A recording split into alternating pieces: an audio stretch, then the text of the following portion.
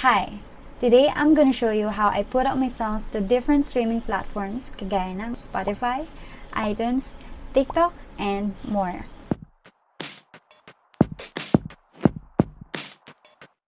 Simula nung umpisa ako sa music career ko, ito na talaga yung ginagamit ko, TuneCore. Bakit? Well, sobrang dali lang kasi yung gamitin. Para ka lang talagang nag-post ng picture sa Instagram. You can really do it yourself. Ang gusto ko pa sa kanya is meron siyang iba't ibang plan. So, talagang mapag-iisip-isipan mo yung buhay mo. Ganun. Unang plan, new artist plan. Sa plan na to, wala kang kailangan bayaran. Yes, it's a free plan. No payment needed. Just click get started and pwede mo na umpisan yung career mo. Next, Rising Artist Plan at Breakout Artist Plan. Rising Artist Plan, $19. Breakout Artist Plan, $34. Though, pareho lang naman sila, pero sa Breakout Artist Plan, merong mga perks, kagaya ng Store Automator.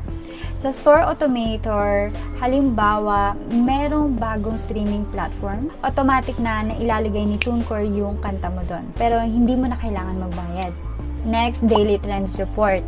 Dito, parang kang merong reporter or parang assistant. Kasi, siya yung magsasabi sa'yo kung ano yung trending ngayon. So, meron ka talagang idea like, kung ano man yung nangyayari sa mundo ngayon. Like, hey, ito yung trending ngayon. Parang ganun. Last, ang Cover Art Generator. Sa mga walang cover art, para sa inyo to. Free yan. Sunod, Professional Plan. $49. Actually, ito yung gamit ko. Okay nga to sa mag-friends kasi hindi lang isang main artist ang pwede dito. Pwede more than 2 para sa isang TuneCore account na gamit nyo. At syempre, dahil ito ay professional plan, prioritize ang customer service dito. Kapag ka nag-i-email ako, talagang may sumasagot agad. Well, ganun ang gusto ko. Gusto ko priority ako. Wow! Kaya, ito yung pinili ko. Naka-professional plan ako. And here yung mga perks. Diyan, makikita nyo yung check marks, meaning yan yung mga makukuha nyong perks, depende sa mapipili nyong plan. Lahat ng binanggit kong plan is unlimited release.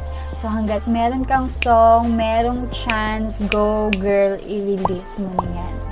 Siyempre, after mong makapili ng plan, hindi mo na rin kailangan mag-alala kung paano babayaran kasi meron na tayong GCash. Just follow the prompts para makabayad ka through GCash. And take note, dapat Philippines yung nakalagay sa territory mo para lumabas yung option na GCash. Isa pang nagustuhan ko sa TuneCore is meron na silang link share. Familiar ba kayo sa Linktree? Kasi medyo same sila.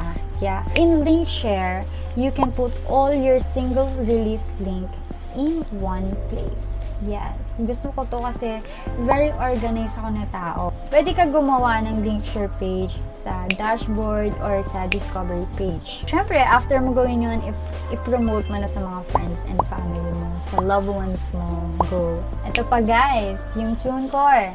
Meron din silang splits. Halimbawa, meron kang kakolab na artist or producer. Pwede nyo gamitin yung splits and automatic nang madadagdag sa accounts nyo yung napag-usapan yung deal. Halimbawa, 60% sa'yo and 40% sa kanya. Kusa na yun na madadagdag sa mga account nyo.